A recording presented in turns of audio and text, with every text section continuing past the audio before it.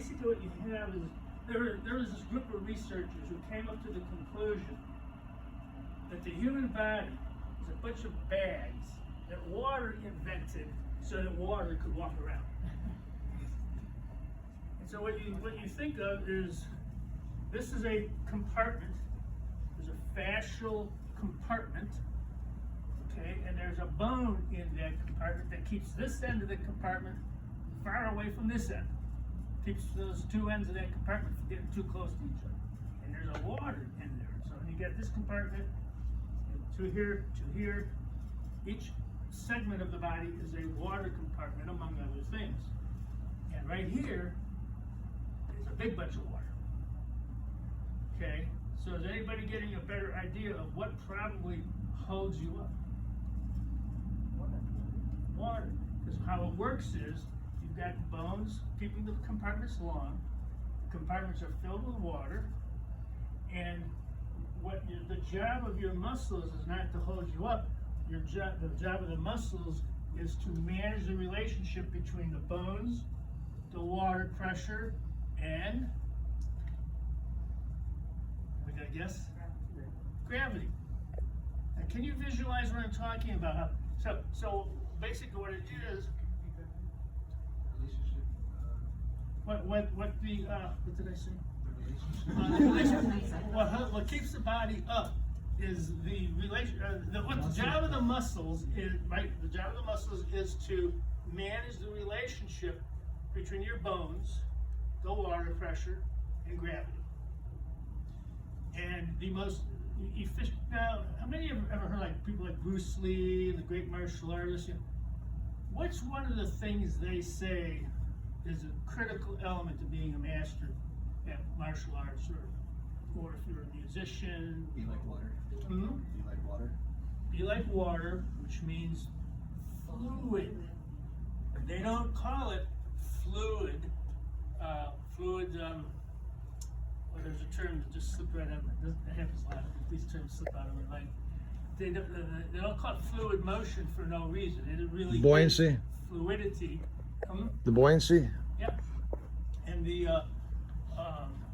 so what's happening is, over time, the muscles start compressing your water balloons and smushing them down.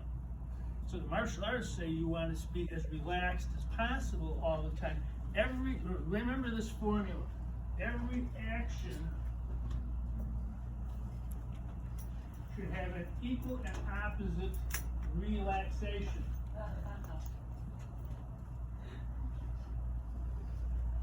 That's so funny. I said reaction. You said relaxation. Well, what I wish is there was a word. I wish this word is a word. Relaxation. Action and relaxation would be. Now, the thing about relaxation is that a lot of people find it hard to do. But here's the thing.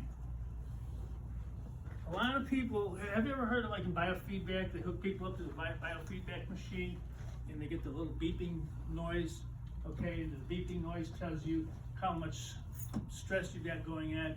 And then they tell the person, so the thing is beeping, beep, beep, beep, beep. And then they try to get the person to relax. What usually happens when the therapist tells the patient to relax? It goes faster. The beeper goes faster, beep, beep, beep, beep, beep, beep, beep, because they're looking for a way to do this thing called relaxation. Except it's kind of like they're looking for, there's the button that turns the muscles on, and then they're looking for the button that turns the muscles off. But really what it is that this is the action of turning the muscle on. The action turning the muscle off is stop pressing the button. So relaxation is the stopping of doing tension. So that's tension, that's relaxation. In French, it's décontracter, decontraction. It's a little less abstract than relaxation. To decontract the muscle. So what we're really looking at is that what's pulling the person down. Oh, I asked this question this morning. Okay, what muscle do you think is the most responsible for lifting your rib cage up? Back muscles?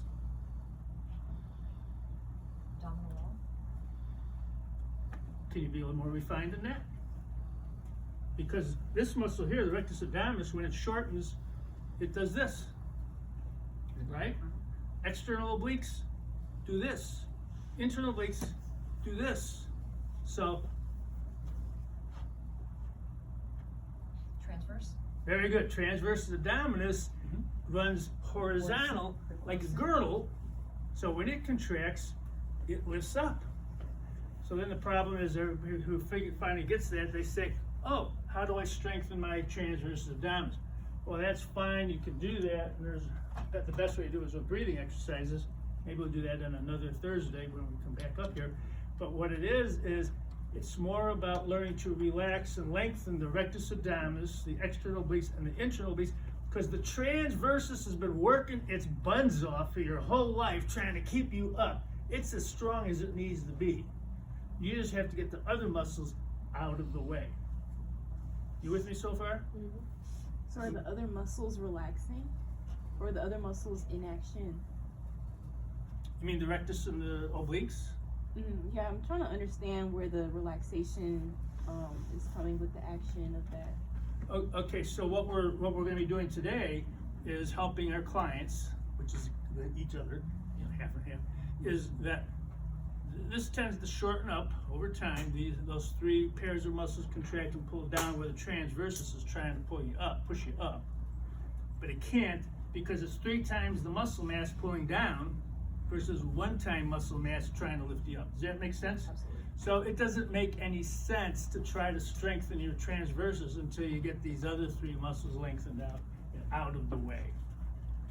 Does that answer? So those 3, the rectus abdominis and the obliques are all pulling down, and so if you relax and lengthen them, then the rib cage can go up, and then you just need a little bit of strength in the transversus to keep you buoyed up.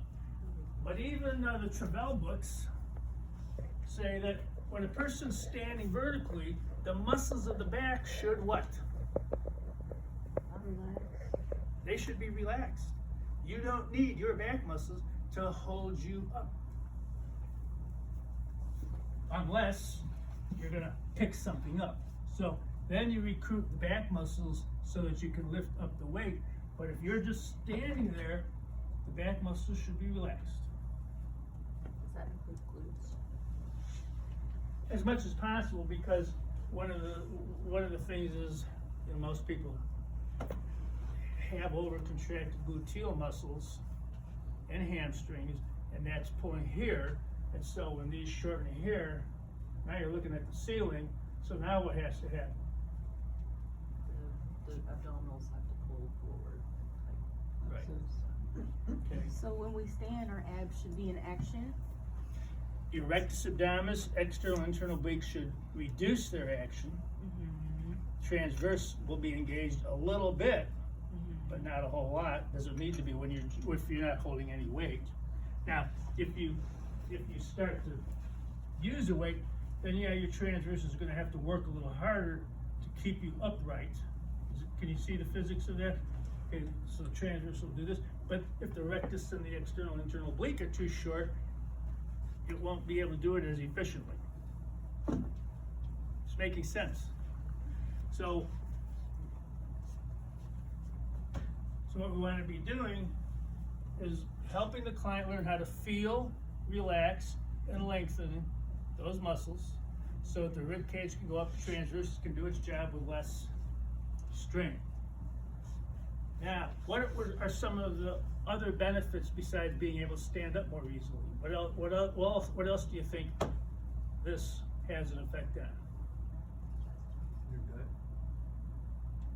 The microbiome, ever heard of the word microbiome? The microbiome is all the metabolic processes in the gut. Some call that, they say that there's as much neural processing power in the gut as there is in your brain. This is why you're hungry all the time, because you're busy. This is thinking about food, right? What are the intestines made of? Small and large intestine. What is what do their walls consist of? Muscle. Smooth Yeah. muscle. Smooth muscle. Yeah, smooth muscle fibers, right. Now, they are subject to stress and tension as much as any other muscle. So, who knows what peristalsis is? Contractions that push the. Contraction and Forward. the action and Relaxing. and relaxing. It's the relax and contract and relax in a wave that moves the food, or what used to be food and is now something else, going through your intestine. Now, if those things get tight, they can't do that as much, and so they can't peristalt as much. And if it gets really stressed out, you get up with IBS, leaky gut syndrome, and all that kind of stuff. So after you release the abdominal wall, then if you have a reason to do so, you can go in and also work with the intestines or the psoas, depending on just what your objective is for that particular session. So also, what makes your lungs be able to breathe? Pressure. What is the primary muscle? Diaphragm. Yes. Where's the diaphragm? Under the lungs, and it's a big dome-like muscle right there. And it is like a dome, kind of roundish. Now, when it contracts, it pulls the lung tissue, which is very flexible, open. It makes the lungs bigger, which creates what inside of them? A vacuum. And what does nature like to do to vacuums? Fills the vacuums. So that's how you breathe. How you inhale is the diaphragm stretches your lungs open, creates a vacuum, and air rushes in. Simple, right? Problem is, when the diaphragm contracts, where does it go? Which direction does it go? Goes down. So it's the dome, and when it contracts, it goes like that. With me so far? Okay, when it goes down, what does it run into? It runs into your microbiome organs. Small, large intestine, stomach, all that stuff. Okay? So in order for you to take a big deep inhale, where do your guts have to go to get out of the way? Well, so the pelvic floor is down there, right? How much do you think your pelvic floor is going to move down? What? Out.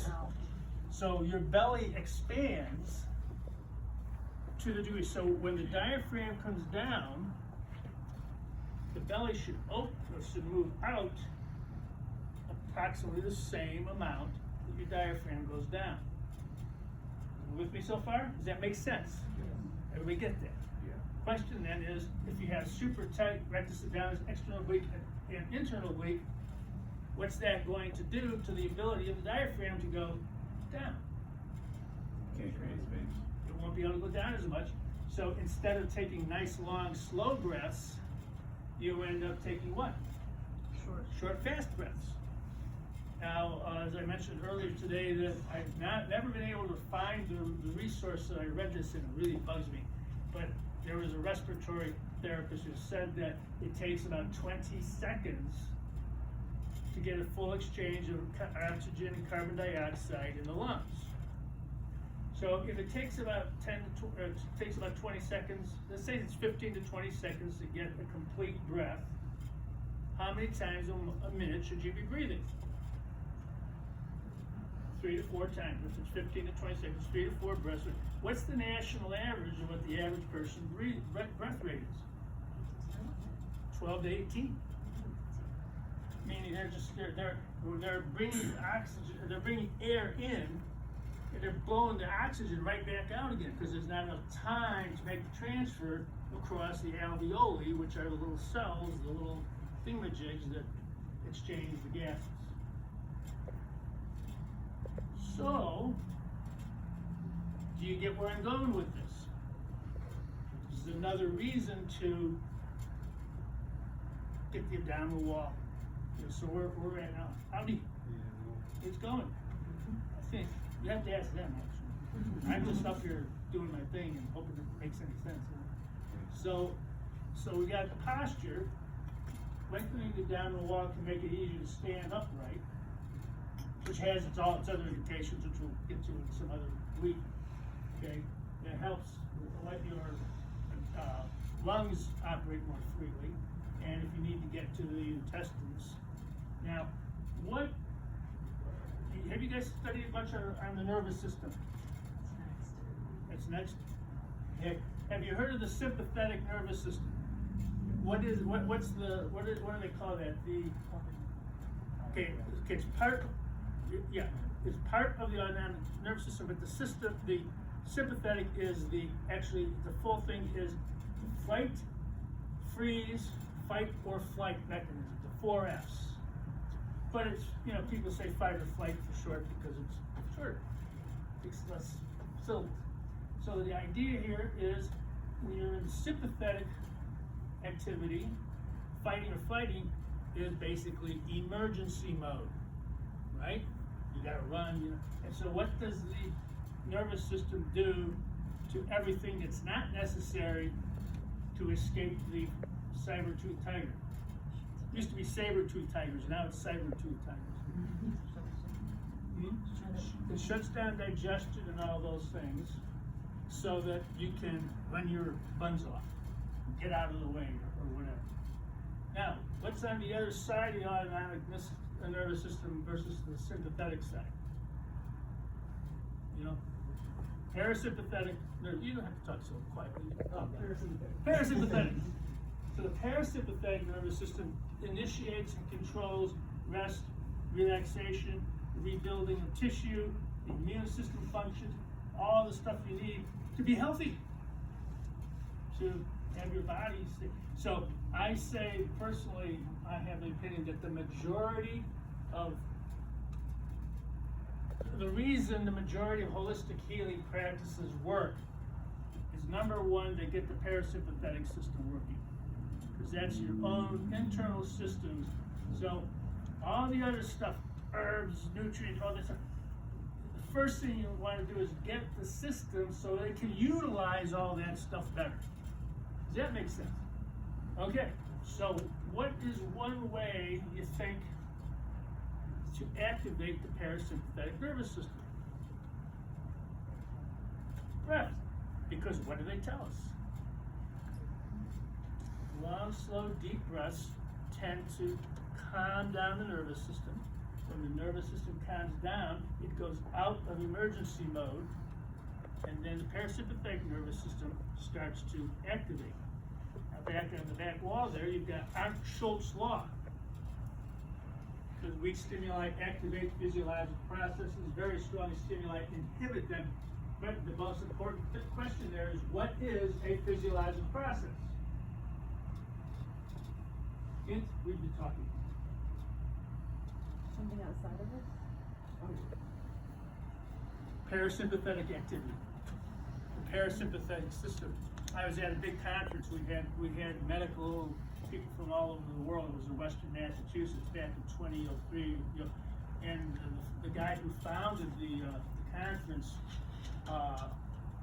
he was the top medical guy in the Air Force, and all these people. And he said I was the only person, the LMT, the lowly massage therapist, I was the only one asking these kinds of questions. Well, what is a physiological process? And I said, here's what I think, and he said, I think you're right. And it's the healing system that, okay, does anybody know where okay, those are part of Pfluger's laws. Have you heard the term Pfluger's laws here? Okay, so Pfluger's laws were made repopularized by a guy named Raymond Nimmo a number of years ago, a receptor tonus technique. He was a chiropractor trying to get chiropractors more interested in working on muscles. And he revived those laws which had been taken out of the medical books back in the 50s. Oh, hi there. How's your body doing? It's getting there. It's a journey. All these t-shirts, you guys are all in the same cult. So what's going on here is that the physiological processes are the core, I believe, of holistic healing. Anything. Does that sound like a stretch of the imagination? Okay. So we want to get your internal processes. So if you can get the muscles of the abdomen to decompress the spine, let the lungs move better, let the microbiome move better, do you think maybe we have some good reasons to do this? Okay. Now, part of the problem is, what do most people do when they go to the gym? Contract, contract, contract, and they're doing sit-ups, crunches, you know, all that stuff. So when those muscles are doing that action, what does Davis's law say? If muscle ends are brought closer together, the pull of tonus is increased, which shortens the muscle. And if the muscle ends are, okay, well, we'll get to the last half a little later.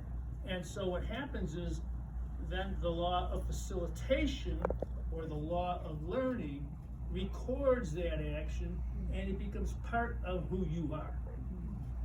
So every time you do this, okay, that gets recorded and these muscles get shorter and shorter and shorter over time. But it even happens when you're slouched on the couch watching TV.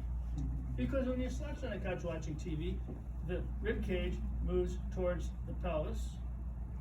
And what did Davis's law say? If muscle ends are brought closer together, the pull of tonus is increased. Because nature can't allow for a slack muscle in the body, otherwise you'd be like a rag doll most of the time. Okay? So what we've got to do here, is that funny? So I can only be funny when I'm not trying to be funny. If I try to be funny, it doesn't work so. But anyway, so now these people who are trying to get tighten up their abdominals because they want to get a flat abdomen, right? And get rid of their love handles. But what's really going on? It's compressing everything. And so where does that water have to go? Somewhere. Forward and out. Because it can't go back, can't go down, can't go up. So doing sit-ups and crunches, if you don't keep stretched out, gives you pot belly and love handles. Does this make sense? Have you ever been to a gym and seen these guys work out? They're lean as a rail, but they got this pot belly and they keep trying to. Another quick tip, which is a little off track here. A lot of people who want more shapely glutes, they're doing this all the time, right? And it's strengthening the buns, right? Strengthening the gluteals. Except every time you do that, that makes that muscle a little shorter, right? Shorter, shorter, shorter, shorter. Where do the buns go? The buns go under and disappear. And you get that flat butt. The exact opposite of what they're trying to accomplish. Okay, so what we're going to be doing is stimulating the parasympathetic nervous system by what? Was it you who said what are the things that makes the excuse me? Pushing the button. Unpushing the button. But was it you who said what activates the parasympathetic system? Breath. Okay. So getting the breath going. If you are ever stuck in a postural evaluation and the person, because there are a lot of people who are extremely tight, but they don't have any obvious postural distortions. And so you can kind of, what do I do? Well, if you can't figure out what to do, go to the abdominals and start working on them, because if nothing else, you get a win by decompressing their abdominal region, taking the pressure off the spine, getting the lungs moving again, and all that stuff. Is this making sense? And there have been times where I've not really been able to figure out, what really a person needed right off the bat. So, and if they're able to do that and get the experience of relaxation right away, then that gives you the first, one of my teachers used to say, the first olive out of the jar. I don't even really know what that means, but the first benefit that's coming out is You give them an experience of relaxation, and now they know what you're talking about. Because if you just tell somebody to relax, what happens? Beep, beep, beep, beep, beep. You know, the biofeedback, were you here when I talked about the biofeedback machine? No, but I just imagine, You tell them to relax and then they start epic. Right.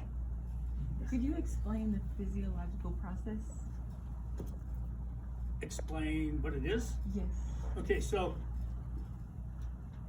Arndt and Schultz were two homeopaths back, I think it was in the 1800s. And they came up with this law, and the Arndt-Schultz law says that weak stimuli activate the physiologic processes. Now, as homeopaths, what were they trying to do? They were trying to stimulate the self-healing, the internal healing processes of the body. Because homeopathy is based in great part on stimulating the body to heal itself, rather than doing something external to fix it.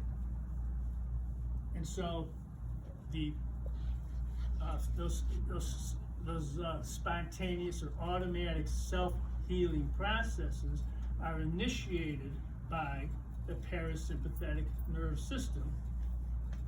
And the parasympathetic nerve system initiates and controls rest, relaxation, rebuilding of tissues, immune function. What else? Am I missing anything? Digestion, detoxification, all that stuff. So all the internal healing processes which are shut down or off when you go into sympathetic activity. And there's a lot of people in the world, they're locked into sympathetic overload. If all you do, if you don't fix anything with their posture, if all you do is get them to drop it down out of that sympathetic hyper state and into the parasympathetic state, and that's when they're starting to like get really like sleepy and tired, or, you know, they're on their table, you know, and that's a good, or their stomach starts to gurgle and they apologize because their intestines are making all those noises and stuff. It's because the digestion is turning back on. Is this explaining, does that answer, do you need more, or is that sufficient? Could you actually explain the action and the relaxation in like reference to like maybe a deadlift?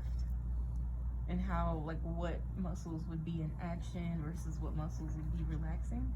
Well, when you're doing a deadlift, everything gets turned on. I mean, you know, nothing's really relaxing. What there is there's lengthening and shortening. So, for example, you know, when you go down here to pick up something, and I was an iron worker for 8 years, so I know a little bit about moving heavy weights around. When you go down, the abdominal wall is shortening, but it's not relaxing. It's staying a certain degree of tight. So your back muscles, as soon as you start to pick up on the bar, your weight, whatever it happens to be, the entire abdominal wall is going to contract to stabilize the spine. So when you're deadlifting, there's nothing really that's going to relax or be relaxed. Everything's going to be tight. The only question is whether it's more tight or less tight compared to the opposing muscles. And the trick is to use what I call the fewest fibers firing, to move through life as efficiently as possible and to not to wear yourself out prematurely. Is whatever movement you're making, you want to use the fewest muscle fibers. Okay, fewest fibers firing means activate the fewest number of muscle fibers necessary to do the action. So one of the things I work with people towards later on in my work with them is what I call Tai Chi based movement therapy. So the idea is that I tell people, okay, so what do you have to do? How do you, when you're moving, what's the fewest muscle fibers you need to have engaged to move and not fall down? So you're looking for what is the most efficient way to move. And if you can start thinking that way in your day-to-day life, when you're working on a client. When I first started teaching, I would make a kind of almost a joke out of having my hand in my pocket, you know, and all the students, wow, how do you do that? But you just relax everything that you don't absolutely need to do the action, and it's a discipline where you start looking for the fewest fibers firing so you can stay as relaxed as possible. Otherwise, you burn yourself out. Is that making sense? I actually took a Tai Chi class in the early 90s, and it stays with me to this day.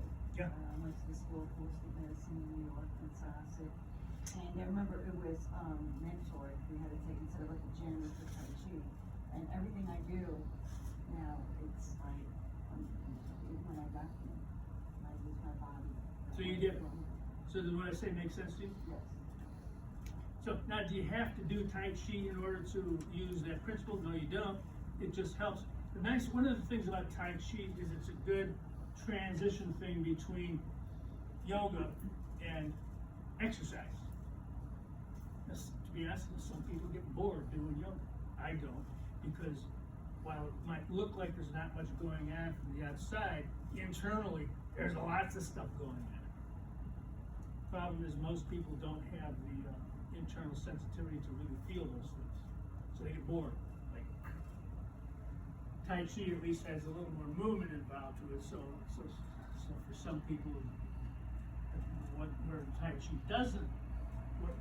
doesn't do is put the muscle in an extended state for an extended period of time to give the excuse me, psycho-neuromusculofacial circuits excuse me, the time to reset.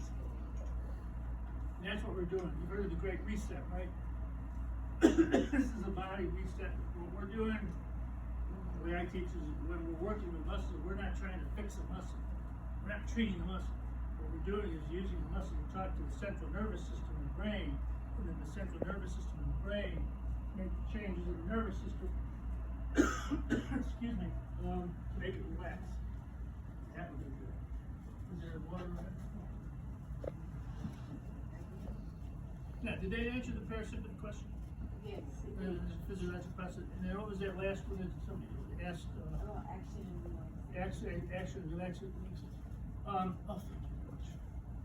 The problem with the action relaxation thing is that you don't really feel tension in the muscle itself. What you feel is the results of tension. And like when a muscle relaxes and lengthens, you don't actually feel the lengthening of the muscle. What you feel the change in the joints moving, and so forth. Because if you were able to actually consciously feel all the actions of all your muscle fibers all the time, your brain would be completely overwhelmed with all the activity going on. So the nerve endings that report that information to your brain stop at the lower part of the brain, do not communicate with the cerebral cortex, which is where you're conscious of things. So, thank you, Laura. So I want to answer that question better. I'm not sure. Give me a problem. Okay, maybe go back to like when you first explained action, relaxation. I think you explained it well, but I kind of just took a while for you to process it before you started getting more complex with your conversation. Okay, let's start with the basics. The basics, okay, you clench your fist. That's a what? Action. It's an action of contraction, right? So the stopping of doing the contraction is the relaxation, the decontraction, right? Okay, so now give me a particular, so when you say deadlift, what really are you asking? I think you answered it because you were saying how the back is being activated and the core is kind of just stabilizing. So in a sense, it's relaxing, but it's not relaxing. Like it's just lessening. It's not as contracted as the back muscles because it's not actually doing the lift. Now, one of the things, and I had a chiropractor who was a teacher. I remember I took massage school a few years ago. I was trying to start a program with the president of the Southwest College of Naturopathic Medicine. I never had a license before, and in order to do it, I had to have a license. I went to the $750 massage program at a school that was considered one of the most therapeutic oriented in the country. And the chiropractor, who had been a massage therapist, was teaching the physiology class. I asked him about the difference between concentric and eccentric contraction. Have you heard of that? This is do I have it right, Kyle? This is concentric contraction. This is eccentric. Okay, so if you have a weight, okay, now this can be pretty relaxed, right? But as soon as I start to pick up, then these concentrically contract, right? They start getting tighter and tighter to lift the book more and more. And the heavier the weight, the more the muscles will contract. Because muscle fibers, every muscle fiber has its own nerve, and each one is either on or it's off. There is no onness or offness. You know, there's not a degree of contraction. Each muscle fiber is either contracted or not. Which means that the degree of contraction is how many fibers are being contracted at the same time. That's why a lot of people, like, if you just find one little wire in their bicep or hamstring or whatever, just get that little wire, that little thin tension, line of tension, and get that to rebalance, all the pain goes away in the whole muscle, because it was just that the discombobulation of that one little group of muscle fibers was out of synchronization with the other fibers adjacent to your body. Okay, so then to put the book down, you go into eccentric contraction. And so I said, and I wasn't testing him, I wanted to get confirmation. I said, well, I've never been able to really see it stated this way, but to me it was just, well, what's happening is you're just reducing the number of fibers that are active, and that's what allows you to put the book down. Does that make sense? He said, no, that's not how it works. Well, how's it work? Well, yeah, he started going off on this thing, and it turned into a little battle. I kept saying, okay, that's good. And I didn't want to fight. You know, it was really weird. But there is this thing where people, even smart people like that, I'm pretty sure it was smart. You can't. It's like almost that there's this other thing in the muscle that I don't know what I don't know what's going through their mind. But it's just, this is more fibers firing. This is fewer fibers firing. Okay. So when you're deadlifting, some muscles are going to be firing more than others. They're going to be doing the heavy lifting. I hear your glutes and your back, you know, your hamstrings are going to be tightening more than the front, but the front's going to stay relatively pretty tight, just to keep your body stabilized. You know, what else can I say about it? Nothing. Nothing? Okay. Sometimes you don't know whether you've answered the question. All right, so what we're going to do is we're going to share do a trade. And what we're going to do is start out with the idea of what's the least amount of pressure it takes to get a muscle to release. Okay, so I need a volunteer.